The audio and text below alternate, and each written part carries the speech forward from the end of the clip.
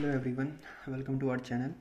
आज हम पढ़ने वाले हैं क्लास 12th फिज़िक्स का chapter number 1 electric charges and fields. आप लोगों ने बचपन में एक मैजिक ट्रिक करी होगी जिसमें जब आप अपना बालों से स्टील स्केल नहीं, आपका प्लास्टिक स्केल, जब आप प्लास्टिक स्केल को अपने बालों से रब करते थे तो जो प्लास्टिक स्केल होता था वो पेपर के पीसेस को अट्रैक्ट करने लगता था। पेपर के पीसी के साथ साथ आपने बचपन में देखा होगा कि रंग बिरंगी कलर्स की एक स्टाइरोफोम की बॉल्स आती हैं, तो अगर आप उसे भी चेक करते तो वो प्लास्टिक स्केल्स उसे भी अट्रैक्ट करने लगता। ये मैजिक ट्रिक जो हम बचपन में से मैजिक ट्रिक समझते थे, ये एक मैजिक ट्रिक नहीं बल्कि फ़िज़िक्स के एक फिनोमेना जिसका एक चैप्टर है जो इलेक्ट्रिक चार्जेस एंड फील्ड, इसकी एप्लीकेशन होती है। अगर मैं और एग्जांपल आपको बताऊं तो अगर आप एक ग्लास रॉड, अगर मान लिया आपने एक ग्लास रॉड ली और उसे आपने रब करा सिल्क या फिर वूल के साथ, तो जो ग्लास रॉड होगी वो भी आपकी क्या होगी, एक तरह से इन चीज़ों को अट्रैक्ट करने लगेगी।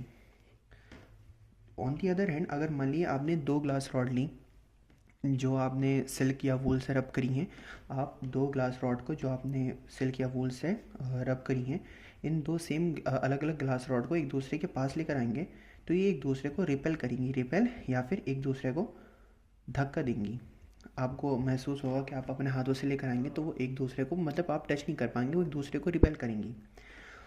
इसका अगर एक दूसरा एग्जाम्पल मैं बताऊं तो अगर आप एक प्लास्टिक की रॉड लेते हैं, अभी हमने ऊपर ग्लास रॉड ली थी, लेकिन अगर हम मान लिया हमने एक प्लास्टिक की रॉड ली और उसे हमने रब करा कैट्स फर, किसके साथ? कैट्स फर के साथ। कैट्स फर होगा, या फिर मान लीजिए आप इसे अपने हेयर से भी रब कर सकते हैं।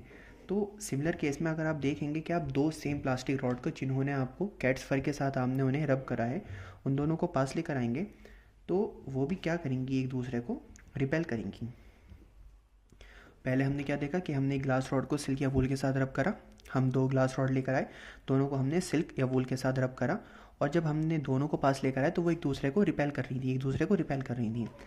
फिर हमने क्या करा, हमने एक प्लास्टिक की रॉड ली और प्लास्टिक की रॉड को हमने अपने बालों के साथ भी रब कर सकते हैं, जैसे हमने जो प्लास्टिक का स्केल था उससे रब करा था, या फिर हम कैट्स के फर, जो बिल्ली होती है उसके, अगर कैट्स के फर के साथ, बिल्ली के बाल के साथ हम उससे रब करते हैं तो वो दोनों प्लास्टिक रॉड भी एक दूसरे को रिपेल करेंगी।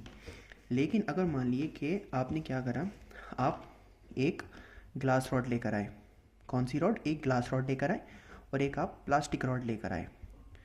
प्लास्टिक रॉड, अब ये दोनों कौन सी रॉड है? ग्लास रॉड वो वाली जो आपने वूल के साथ रब करी थी, सिल्क या वूल के साथ रब करी थी, और प्लास्टिक रॉड कौन सी वाली? जो आपने कैट्स फर या फिर अपने बालों से जो आपने रब करी थी। तो जब आप इन दोनों को पास लेकर आएंगे तो ये एक दूसरे को अट्रैक्ट करेंगी, मतलब एक दूसरे को ये खींचेंगी। मान लिया आप अपने पास लेकर आएंगे तो एक दूसरे को खींचेंगी। ऊपर बाकी जो दो केसेस थे जिसमें हम सेम ग्लास रॉड या फिर सेम प्लास्टिक रॉड को लेकर आ रहे थे, वो एक दूसरे को रिपेल कर रही थी। तो ये सब फिनोमेना किस वजह से होता है? ये जो आपका पूरा इफ़ेक्ट आप देख रहे हैं, ये एक मैटर की प्रॉपर्टी होती है जिसका नाम होता है चार्ज।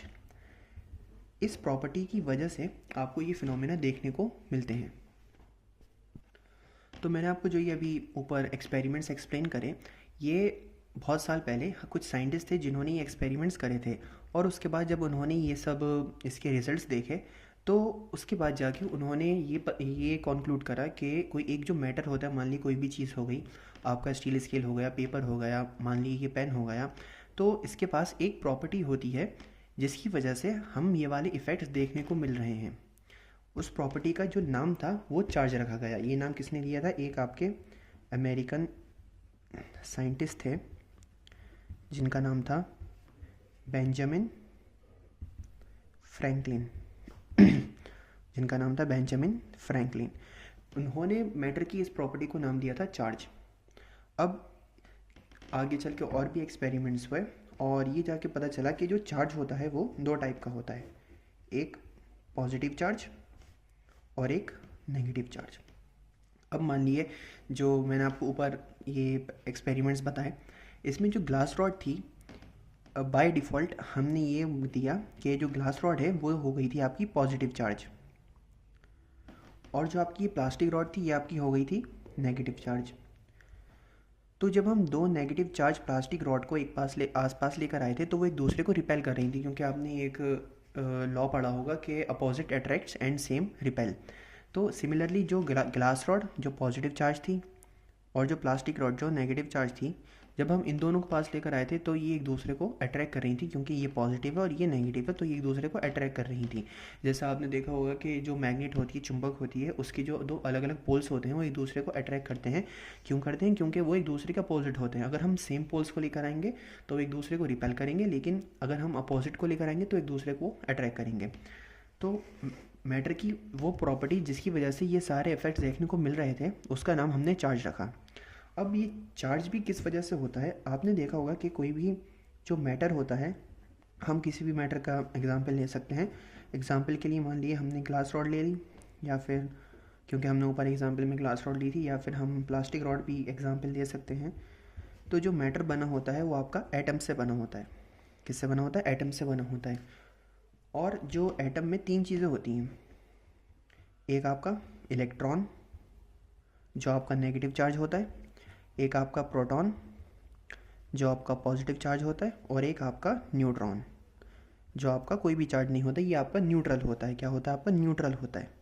ये न्यूट्रल होता है। तो जो एटम होता है, मान लीजिए मैं एक एटम का एग्जांपल बना रहा हूँ और ये आपका एटम है, ये आपकी एटम्स की जो है शेल्स हैं। ये होता है न्यूक्लियस सेंटर में।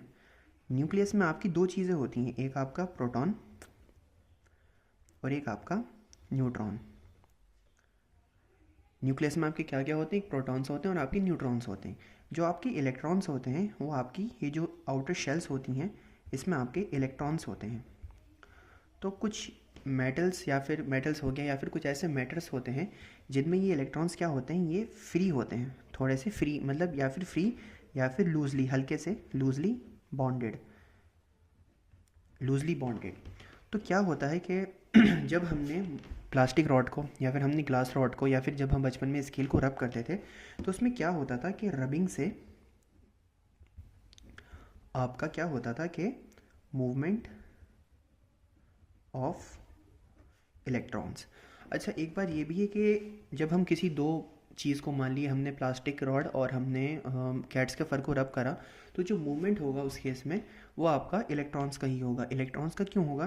क्योंकि इलेक्ट्रॉन्स जो होते हैं आपके, इसमें अगर मैं इलेक्ट्रॉन्स की कुछ प्रॉपर्टी होती है, क्योंकि एक तो ये थोड़े से लूजली बॉन्ड होते हैं, लूजली बॉन्ड देन प्रोटॉन्स। अच्छा, ऐसा भी नहीं है कि सारे इलेक्ट्रॉन्स जो एटम्स में होते हैं वो ट्रांसफ़र हो सकते हैं। कुछ ऐसे इलेक्ट्रॉन्स होते हैं एटम्स में जो कंपैरेटिवली हल्के बॉन्डेड होते हैं और वो ट्रांसफ़र हो सकते हैं। लेकिन जो प्रोटॉन होता है, प्रोटॉन आपका न्यूक्लियस में होता है, तो इस वजह से प्रोटॉन ज़्यादा मुश्किल होता है उसे मूव कराना। दूसरा, ये जो होते हैं ये लाइट वेट होते हैं। अगर हम कंपैरिजन करें तो जो इलेक्ट्रॉन का वेट होता है वो प्रोटॉन से बहुत ज़्यादा कम होता है। जो इलेक्ट्रॉन का वेट होता है वो प्रोटॉन से बहुत बहुत बहुत ज़्यादा कम होता है। तो इस वजह से जो आपका मूवमेंट होता है वो प्रोटॉन्स का नहीं होता है, वो इलेक्ट्रॉन्स का होता है, क्योंकि जो चीज़ हल्की होगी उससे मूवमेंट कराने में ज़्यादा आसानी होती है। तो जब हम किसी दो चीज़ को हमने जैसे ऊपर रब करा, तो उस केस में जो मूवमेंट हुआ था वो आपका इलेक्ट्रॉन्स का मूवमेंट हुआ था। अब मान लीजिए अगर कोई बॉडी है, इसमें मैं दो एग्जांपल्स लेता हूँ। एक मान लीजिए कि बॉडी ने क्या करा, लूज़ इलेक्ट्रॉन, कोई बॉडी है उससे हमने इलेक्ट्रॉन्स खींच लिए, और एक बॉडी है जिसे हमने इलेक्ट्रॉन्स दे दिए। तो उस केस में क्या होगा, जो बॉडी इलेक्ट्रॉन्स को लूज़ करेगी वो पॉजिटिवली चार्ज हो जाती है, और जो बॉडी इलेक्ट्रॉन्स को गेन करती है वो बॉडी आपकी नेगेटिवली चार्ज हो जाती है। जो बॉडी इलेक्ट्रॉन्स को लूज़ करेगी वो पॉजिटिवली चार्ज हो जाती है, जो बॉडी इलेक्ट्रॉन को गेन करेगी वो नेगेटिवली चार्ज हो जाती है। अब ये क्यों होता है इसके लिए हम आपको अगली बताते हैं। मान लीजिए कि कोई एक एटम है, ओके।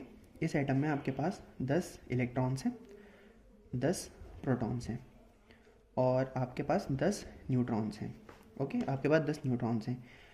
इलेक्ट्रॉन्स नेगेटिव होते हैं, प्रोटॉन्स पॉजिटिव होते हैं, और न्यूट्रॉन्स का कोई चार्ज नहीं होता। अब मान लीजिए हमने किसी ये जो एटम है, अब मान लीजिए जो एटम होगा ये कोई बॉडी तो बनाएगा, ये ज़रूर बनाएगा। तो मान लीजिए हमने उस बॉडी को इलेक्ट्रॉन्स दे दिए, हमने मान लीजिए एक इलेक्ट्रॉन इंक्रीज़ करा उसमें, तो क्या हुआ, 11 इलेक्ट्रॉन्स हो गए। लेकिन प्रोटॉन्स, क्योंकि मैंने बताया कि प्रोटॉन्स ट्रांसफ़र नहीं होते हैं, तो उस केस में जो प्रोटॉन्स होंगे खाली वो आपके 10 ही रहेंगे। अब मान लीजिए इलेक्ट्रॉन आपका नेगेटिव चार्ज था, प्रोटॉन आपका पॉजिटिव चार्ज था, तो ज़्यादा कौन सा है, ज़्यादा इलेक्ट्रॉन्स हैं। तो इस वजह से इलेक्ट्रॉन्स और नेगेटिव चार्ज होते हैं, तो इस वजह से जो बॉडी होगी वो आपकी क्या होगी, नेगेटिवली, बॉडी आपकी नेगेटिवली चार्ज हो गई। क्या होगी, आपकी बॉडी नेगेटिवली चार्ज हो गई। अब मान लीजिए कोई सेकंड केस लेते हैं। उस केस में हमने क्या करा कि जो 10 इलेक्ट्रॉन्स थे हमने इन्हें कम कर दिया, 9 इलेक्ट्रॉन्स कर दिया, हमने एक इलेक्ट्रॉन खींच लिया, लेकिन जो प्रोटॉन्स हैं वो आपके 10 ही रहे। तो इस केस में क्या होगा, जो बॉडी होगी आपकी उसमें अब क्या ज़्यादा होगा, उसमें प्रोटॉन ज़्यादा है और प्रोटॉन्स का चार्ज क्या होता है, पॉजिटिव होता है। तो उस केस में जो बॉडी होगी वो आपकी क्या होगी, पॉजिटिवली चार्ज हो जाएगी। क्या हो गई, बॉडी आपकी पॉजिटिवली चार्ज हो गई। इस वजह से क्यों चार्ज हुई, क्योंकि प्रोटॉन ज़्यादा थे और यहाँ पे इलेक्ट्रॉन ज़्यादा थे, तो इस वजह से बॉडी आपकी पॉजिटिवली चार्ज हो गई। अब जैसे हम कह रहे हैं कि इलेक्ट्रॉन जो होता है वो नेगेटिव चार्ज होता है, प्रोटॉन जो होता है वो पॉजिटिव चार्ज होता है, तो हम चार्ज कर तो रहे हैं, लेकिन क्या इसका कोई मैग्नीट्यूड होता है, होता है। क्या होता है, जो एक इलेक्ट्रॉन होता है और एक प्रोटॉन, एक इलेक्ट्रॉन पे जो चार्ज होता है वो आपका होता है -1.6 इंटू 10⁻⁻19 कूलम, और जो आपका प्रोटॉन होता है इसका चार्ज होता है +1.6 इंटू 10⁻⁻19 कूलम। तो अगर हमने किसी बॉडी को एक इलेक्ट्रॉन एक्स्ट्रा दे दिया तो उसके पास -1.6 इंटू 10⁻⁻19 कूलम चार्ज एक्स्ट्रा हो गया। इस वजह से वो बॉडी क्या हो गई, नेगेटिव चार्ज हो गई। और अगर मान ली हमने किसी बॉडी में से इलेक्ट्रॉन निकाल लिया तो उसमें प्रोटॉन ज़्यादा हो जाएंगे, क्योंकि मान ली 10 प्रोटॉन्स थे, हमने 10 प्रोटॉन से 10 इलेक्ट्रॉन्स थे, हमने एक इलेक्ट्रॉन निकाल लिया, तो उसमें क्या है, प्रोटॉन्स एक ज़्यादा है नंबर, तो इस वजह से वो पॉजिटिवली चार्ज हो गई। अब मानिए अगर आपके किसी भी केस में कोई बॉडी है, आपने देखा होगा कि ऐसा नहीं होता कि आप कोई भी चीज़ छूते हैं तो आपको करंट पड़ता है, नहीं। क्या होता है, क्योंकि बॉडी जो होती है ज़्यादातर सारी बॉडीज़ आपकी न्यूट्रल होती हैं। न्यूट्रल क्यों होती हैं, क्योंकि उसमें इक्वल इलेक्ट्रॉन्स, इक्वल प्रोटॉन्स, दोनों जो प्रोटॉन्स और इलेक्ट्रॉन्स की मात्रा होती है वो सेम होती है। अब मान लीजिए अगर हम इसमें इलेक्ट्रॉन 10 हैं तो एक इलेक्ट्रॉन का चार्ज कितना है, -1.6 इंटू 10⁻⁻19 कूलम, और किसी बॉडी के पास 10 इलेक्ट्रॉन्स हैं तो ये कितना होगा, अगर हम करेंगे तो मल्टीप्लाई करेंगे तो इसकी जो प्रोडक्ट आएगा -1.6 इंटू 10⁻⁻18 कूलम। और कोई बॉडी है जिसके पास 10 ही प्रोटॉन्स हैं तो सेम क्या आएगा आपके पास, +1.6 इंटू 10⁻⁻18 कूलम। अब आपने मैथ्स में देखा होगा कि अगर मान लीजिए हम -1 और +1 इन दोनों का अगर हम प्लस करेंगे तो इसका रिजल्ट क्या आएगा, 0 आएगा। सिमिलरली अगर मान लीजिए हम -2 +2 करेंगे तो इसका प्रोडक्ट, इसका आंसर क्या आएगा, 0 आएगा। तो इसी सिमिलर केसेस में इन दोनों का मान ली -1.6 इंटू 10⁻⁻18 है और +1.6 इंटू 10⁻⁻18 है, तो क्या होगा कि बॉडी आपकी दोनों ने एक दूसरे को कैंसिल कर दिया, एक दूसरे को कैंसिल कर दिया और 0 हो गया। 0 का मतलब क्या हुआ, न्यूट्रल। 0 का मतलब क्या हुआ कि बॉडी आपकी न्यूट्रल है। ओके, तो अब हमने पता कर लिया कि जो चार्ज होता है वो किस वजह से क्रिएट होता है। अब मान लीजिए जो एग्जाम्पल मैं आपको बताऊं, जो ग्लास रॉड थी, जब हमने ग्लास रॉड को करा था तो उसमें से क्या हुआ था, वो आपकी पॉजिटिव चार्ज हो गई थी जब हमने उसे रब करा था। इसका मतलब ग्लास रॉड ने क्या करा था, ग्लास रॉड ने लूज इलेक्ट्रॉन्स। और जो प्लास्टिक रॉड थी हमारी, प्लास्टिक रॉड आपकी नेगेटिवली चार्ज हो गई थी, अगर आपको याद हो। वो क्यों हुआ था, क्योंकि उस प्लास्टिक रॉड ने गेन इलेक्ट्रॉन्स। अब अगर आपको याद हो तो हमने ग्लास रॉड को किस चीज़ से रब करा था, ग्लास रॉड को हमने रब करा था वूल या फिर सिल्क से। अब मान लीजिए कि हम ये कह रहे हैं कि ग्लास रॉड ने इलेक्ट्रॉन को लूज़ करा, तो ये इलेक्ट्रॉन गए कहाँ, क्या ये ऐसी हवा में चले गए, नहीं, हवा में नहीं गए। हमने ग्लास रॉड और प्लास्टिक रॉड को जिनके साथ रब करा था, तो ग्लास रॉड को जब हमने रब करा तो उसने इलेक्ट्रॉन लूज़ करे, और ये जो हम इलेक्ट्रॉन उसने लूज़ करे ये कहाँ पे चले गए, ये गेन हो गए, गेन इलेक्ट्रॉन्स। तो ग्लास रॉड ने जो इलेक्ट्रॉन लूज़ करे वो वूल या फिर सिल्क का जो कपड़ा था उसने गेन कर लिए। सिमिलरली जो प्लास्टिक रॉड को हमने किससे रब करा था, कैट्स फर के साथ, या फिर अगर मान लीजिए हम अपने हेयर से भी उसे रब कर सकते हैं, जैसे स्केल के एग्जांपल में हमने उन्हें अपने हेयर से रब करा था। तो प्लास्टिक रॉड क्या हुआ था, नेगेटिव चार्ज हुआ था क्योंकि उसने इलेक्ट्रॉन गेन करे थे। अब कैट्स फर ने फिर क्या करा कि कैट्स फर लूज इलेक्ट्रॉन, तो कैट्स फर ने जो इलेक्ट्रॉन लूज़ करे वो प्लास्टिक जो रॉड थी उसने गेन करे। तो इस वजह से अगर मान लीजिए हम ग्लास रॉड को जो क्या पॉजिटिव चार्ज है, और जो आपकी प्लास्टिक रॉड है, ये कौन सी चार्ज थी, ये आपकी नेगेटिव चार्ज थी। इन दोनों को हम पास लेकर आएंगे तो ये क्या करेंगे, एक दूसरे को अट्रैक्ट करेंगी। सही है, ये आपका एक केस हुआ। दूसरे केस में अगर मान लिया हमने ग्लास रॉड और जो वूल या फिर जो सिल्क का कपड़ा था, हम इन दोनों को पास लेकर आएंगे तो ये एक दूसरे को क्या करेंगे, क्योंकि ग्लास रॉड क्या थी, पॉजिटिव चार्ज, और वूल क्या था, नेगेटिव चार्ज था। क्यों? क्योंकि प्लास्टिक ग्लास रॉड ने जो इलेक्ट्रॉन लूज करे थे वो वूल सिल्क का जो कपड़ा था उसने गेन करे थे। तो ये दोनों एक दूसरे को क्या करेंगे, ये भी एक दूसरे को अट्रैक्ट करेंगे। ओके। सिमिलरली जो प्लास्टिक रॉड थी वो आपकी नेगेटिव चार्ज थी, और जो हमने उसे रब करा था कैट्स के फर के साथ या फिर अपने हेयर के साथ भी, हम जैसे इसके लिए केस में वो आपका पॉजिटिव चार्ज था। क्यों? क्योंकि जो कैट्स के फर ने जो इलेक्ट्रॉन्स को लूज़ करा था तो वो पॉजिटिव चार्ज हुई थी, वो प्लास्टिक रॉड के पास आ गए थे इलेक्ट्रॉन्स। तो उस केस में ये दोनों एक दूसरे को, ये भी एक दूसरे को अट्रैक्ट करेंगे। लेकिन अगर मान लीजिए हम पास में क्या क्या लेकर आते हैं, हम पास में लेकर आते हैं ग्लास रॉड और कैट्स का फर या फिर अपने बाल, कैट्स फर जो हमने इधर रब करा है, अगर हम इन्हें लेकर आते हैं तो ये एक दूसरे को क्या करेंगे, रिपेल करेंगे। क्यों करेंगे रिपेल? क्योंकि ये आपका पॉजिटिव चार्ज है और ये भी आपका पॉजिटिव चार्ज है। सिमिलरली अगर हम प्लास्टिक रॉड को और वूल सिल्क को एक दूसरे के पास लेकर आएंगे तो ये भी एक दूसरे को रिपेल करेंगे। क्यों करेंगे रिपेल? क्योंकि ये भी नेगेटिव चार्ज है और ये भी नेगेटिव चार्ज है। सिमिलरली अगर हम दो ग्लास रॉड को पास लेकर आएंगे तो ये एक दूसरे को रिपेल करेंगे। क्यों? क्योंकि ये दोनों पॉजिटिव चार्ज हैं। और अगर हम दो प्लास्टिक रॉड को पास लेकर आएंगे ये भी एक दूसरे को रिपेल करेंगे। क्यों? क्योंकि ये दोनों नेगेटिव चार्ज हैं। लेकिन अगर हम एक ग्लास रॉड ली, एक हमने प्लास्टिक रॉड ली, इन दोनों को पास लेकर आएंगे तो एक दूसरे को अट्रैक्ट करेंगी। और एक बार हम एक दूसरे को अट्रैक्ट करके टच करेंगी, उसके बाद अगर हम चेक करेंगे आगे चल के तो ये ना एक दूसरे को रिपेल करेंगे ना एक दूसरे को अट्रैक्ट करेंगे। अब ये क्यों होता है? क्योंकि जब कोई भी बॉडी को, जो चार्ज बॉडी होती है, अपोजिटली चार्ज बॉडीज़, इन दोनों को हम पास ले आते हैं और एक दूसरे का टच कराते हैं तो जो चार्जेस होते हैं वो एक दूसरे से मिलकर नलीफाई हो जाते हैं, एक दूसरे से मिलकर एक दूसरे को कैंसिल कर देते हैं और इनकी जो अट्रैक्शन या फिर रिपल्जन की जो प्रॉपर्टी होती है वो ख़त्म हो जाती है। ओके। अब आप अगर एनसीईआरटी पढ़ेंगे क्लास 12 की तो इसमें एक वर्ड है electrostatic. Electrostatic branch, electrostatic physics की ब्रांच ऑफ फिज़िक्स। मैं आपको एक डेफिनेशन लिख के देता हूँ, उसके बाद मैं आपको एक्सप्लेन भी करूँगा। Electrostatic is a branch of physics which deals with the study of forces, force, potential and effects arises due to static charge। अब जैसे मैंने इसमें लिखा कि इलेक्ट्रोस्टैटिक फिज़िक्स की या फिर साइंस की एक वो ब्रांच है जो डील्स करती है स्टडी ऑफ, जो मतलब स्टडी क्या होता है कि अगर मान लीजिए हम किसी चीज़ को पढ़ रहे हैं, किसी चीज़ का हम रिजल्ट, कंक्लूजन, रीज़न ये निकाल रहे हैं तो उसे हम एक तरह से कहते हैं कि स्टडी ऑफ फोर्स। अब फोर्स क्या होता है कि हमने देखा होगा कि जो मैग्नेट्स होती हैं वो एक दूसरे को अट्रैक्ट करती हैं, या फिर मैग्नेट, एक अगर मान लीजिए एक मैग्नेट है और एक ये मेटल है तो एक दूसरे को अट्रैक्ट करेगी। और मान लीजिए हम दो मैग्नेट्स को लेकर आए तो एक दूसरे को क्या करेंगी, रिपेल करेंगी। तो ये जो पूरा रिपेल करना या फिर अट्रैक्ट करना, ये जो हो रहा है ये किस वजह से हो रहा है, ये फोर्स की वजह से हो रहा है। पोटेंशियल क्या होती है? पोटेंशियल किसी भी चीज़ की क्षमता होती है कि कोई भी बॉडी किसी भी चीज़ की क्या क्षमता रखती है। एंड इफेक्ट्स, और भी अलग तरह के इफेक्ट्स होते हैं, ये 12th की फिजिक्स के आ गया और भी चैप्टर्स हैं जिसमें आप पढ़ेंगे। Effects arises due to static charge. अब क्या होता है कि हमने जो भी पढ़ा कि ग्लास रॉड को हमने रब करा वो पॉजिटिव चार्ज हो गई, प्लास्टिक रॉड को हमने रब करा वो नेगेटिव चार्ज हो गई।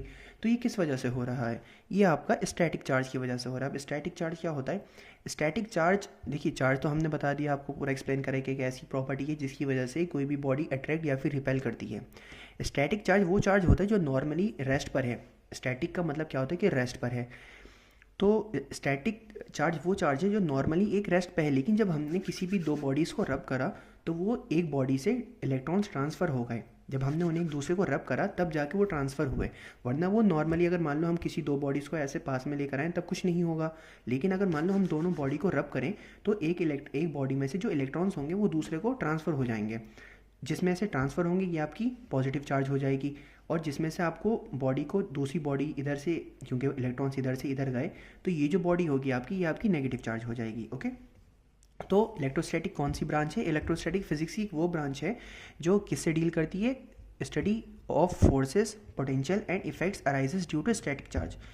स्टैटिक चार्ज की वजह से जो भी force, potential, effects, electric fields जो भी अराइज होती हैं, उसको स्टडी करने के लिए जो ब्रांच है वो इलेक्ट्रोस्टैटिक होती है। ओके, अब एक नया टॉपिक आता है जिसका नाम है इलेक्ट्रोस्कोप।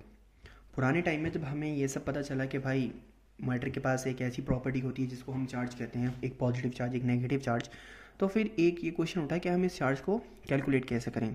क्योंकि इनिशियली जब ये सब पता चला था तब हमें ये नहीं पता था कि इलेक्ट्रॉन का जो चार्ज होता है वो -1.6 होता है। उस टाइम एक तरह से मतलब अप्रोप्रिएट मतलब कुछ नहीं था कि हम कैसे पता करें कि इस पे पर कितना चार्ज आया।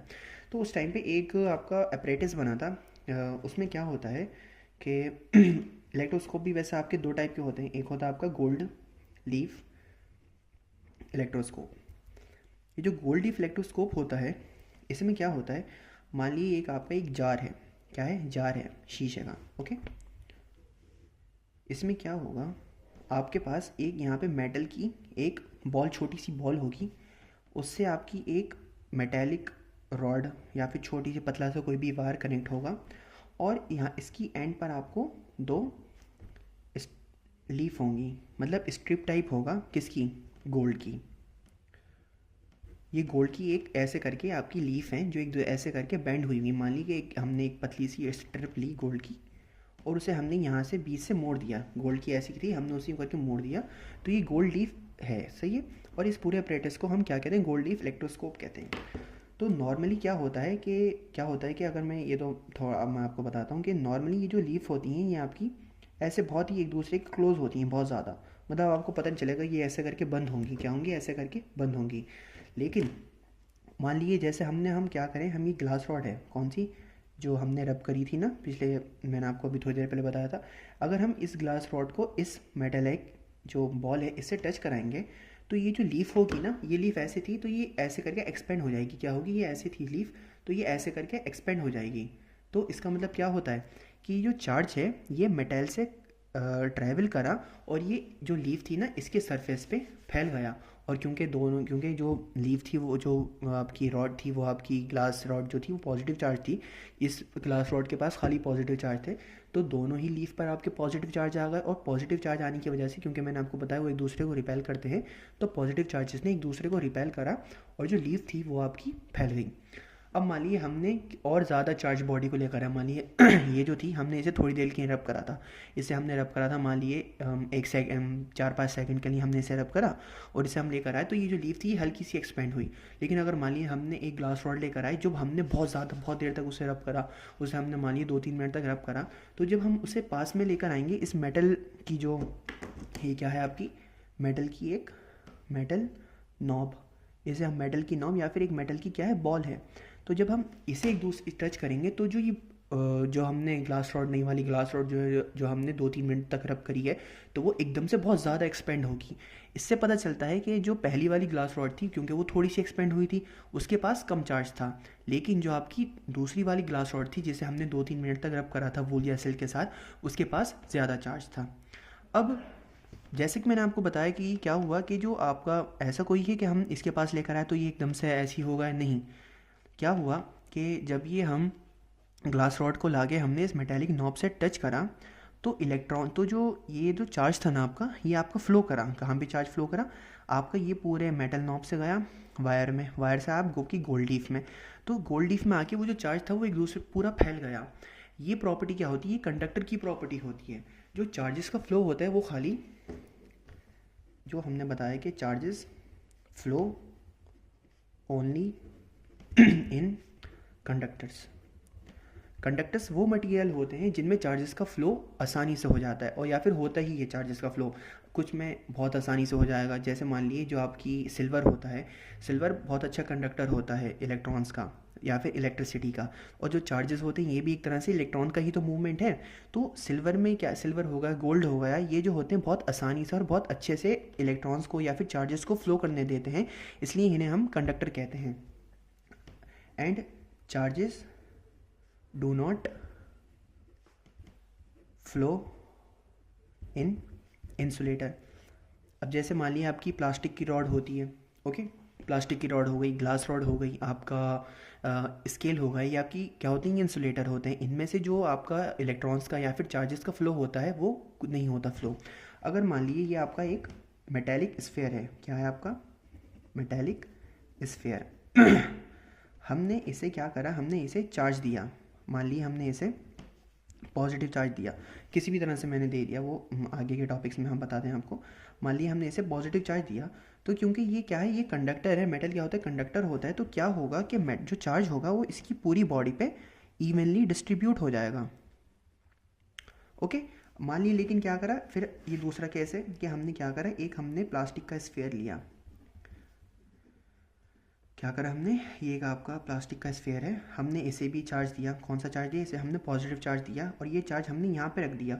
तो क्या होगा, थोड़ी देर बाद आप देखेंगे कि ये जो चार्ज है ये आपका यहीं पे रखा रहेगा, ये पूरी बॉडी में आपका डिस्ट्रीब्यूट नहीं होगा। लेकिन मान लिया अगर आपने इस वाले पॉजिटिव चार्ज को मेटेलिक स्फेयर पे यहाँ पे रखा, तो थोड़ी देर बाद आप मतलब 1-2 सेकंड में ही एकदम से झट से ट्रांसफ़र होता है। 1-2 सेकंड भी बहुत ज़्यादा मैं तो कह रहा हूँ, एकदम से आपको पूरी बॉडी पे क्या होगा, इवनली डिस्ट्रीब्यूट हो जाएगा। क्या होगा, इवनली डिस्ट्रीब्यूट हो जाएगा। लेकिन जो ये आपका इंसुलेटर है, क्या है, ये इंसुलेटर है, क्योंकि प्लास्टिक है, ये प्लास्टिक इंसुलेटर है, इसमें evenly do not evenly distribute. लेकिन इसके केस में आपको ये इवनली डिस्ट्रीब्यूट नहीं होगा।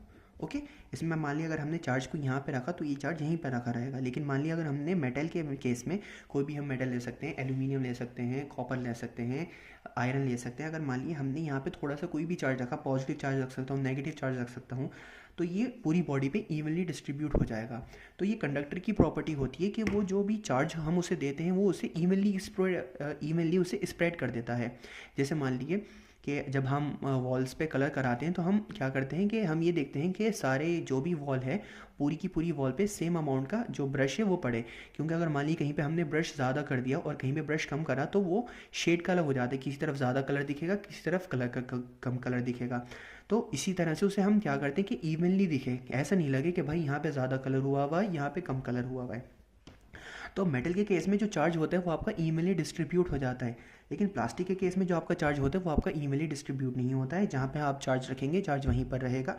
मेटल के स्फेयर में मान लिया आपने कहीं भी रख दिया चार्ज को, वो चार्ज पूरा आपका डिस्ट्रीब्यूट हो जाएगा। ओके, अगर मैं आपको कंडक्टर का एग्जाम्पल बताऊँ तो कंडक्टर के एग्जाम्पल्स में क्या क्या आता है। एक तो आपका कोई भी मेटल ले सकते हैं, मेटल में आप iron, aluminium, copper, gold, silver कुछ भी ले सकते हैं। उसके बाद आपकी जो ह्यूमन बॉडी होती है, ह्यूमन बॉडी भी क्या है, एक कंडक्टर है। जो आपको करंट पड़ता है वो इसी वजह से पड़ता है क्योंकि ह्यूमन बॉडी आपकी कंडक्टर है। और फिर आपका वाटर हो गया। तो ये सब क्या है, ये आपके कंडक्टर के एग्जाम्पल हैं। और अगर मैं आपको इंसुलेटर का एग्जाम्पल दूँ तो इंसुलेटर का एग्जाम्पल में आपको कुछ भी आ सकता है। जैसे आपका प्लास्टिक हो गया, आपका क्या हुआ, आपका वुड हो गया, या फिर आपका रबर हो गया। ये सब जो है ये आपके किस चीज़ के एग्जाम्पल हैं, ये आपके इंसुलेटर के एग्जाम्पल हैं। ये आपको इलेक्ट्रॉन्स को या फिर चार्ज को फ्लो नहीं करने देते। इसी वजह से आपने देखा होगा कि जो इलेक्ट्रिक वायरिंग का जो कवर होता है वो आपका प्लास्टिक का होता है, लेकिन जो वायरिंग होती है वो आपकी कंडक्टर यानी मेटल की बनी होती है। ओके, तो जैसा कि अभी मैंने आपको 2-3 चीज़ एक्सप्लेन कर चुका हूँ कि चार्ज क्या होता है, ये हम आपको एक्सप्लेन कर चुके हैं। हमने आपको कंडक्टर्स हो गए, आपको इंसुलेटर, ये भी हमने आपको एक्सप्लेन कर दिया है। हमने आपको ये बता दिया कि जो मैंने आपको बताया कि प्लास्टिक जो हम बचपन में मैजिक करके थे कि हम स्केल को अपने सर से, अपने हेयर से रब करके हम प्लास्टिक या प्लास्टिक की बॉल्स नहीं, आपको याद होगा कि एक स्टायरोफॉर्म की बॉल्स आती हैं, बहुत सॉफ्ट सॉफ्ट बॉल्स होती हैं, अलग अलग कलर्स की आती हैं। तो वो क्या होता है कि जब हम स्केल को अपने बालों से रब करते हैं तो स्केल उन्हें भी अट्रैक्ट कर लेता है। खाली पेपर को अट्रैक्ट नहीं करता स्केल, जो हम रब करेंगे अपने बालों से वो पेपर के साथ साथ उन्हें स्टायरोफॉर्म की बॉल्स जो होती हैं उन्हें भी अट्रैक्ट करता है। नेक्स्ट क्लास में अगर होगा तो मैं आपको स्टायरोफॉर्म की बॉल्स भी ला के दिखा दूंगा। अभी हमने जितना भी पढ़ा है आप इसका एक बार रिवीजन कर लेना। अगले क्लास में हम आपको मेथड ऑफ चार्जिंग बताएंगे कि किसी भी बॉडी को हम किस तरह से चार्ज कर सकते हैं। क्योंकि अभी हमने पढ़ा कि हमने बॉडी को रब करा, एक बॉडी से इलेक्ट्रॉन ट्रांसफ़र हो गया दूसरी बॉडी में, जिस बॉडी से इलेक्ट्रॉन ट्रांसफ़र हुआ वो बॉडी पॉजिटिव चार्ज हो गई क्योंकि उसने इलेक्ट्रॉन लूज़ करे। और जिस बॉडी में इलेक्ट्रॉन का ट्रांसफ़र हुआ, जिस बॉडी को इलेक्ट्रॉन्स मिले, वो बॉडी आपकी नेगेटिव चार्ज हो गई। क्यों? क्योंकि उसे इलेक्ट्रॉन्स मिले, उसमें प्रोटॉन्स कम हो गए, इलेक्ट्रॉन ज़्यादा हो गए। जो बॉडी पॉजिटिव चार्ज थी उसमें प्रोटॉन्स ज़्यादा हैं और इलेक्ट्रॉन्स कम है। क्यों? क्योंकि उसने इलेक्ट्रॉन को लूज़ कर दिया।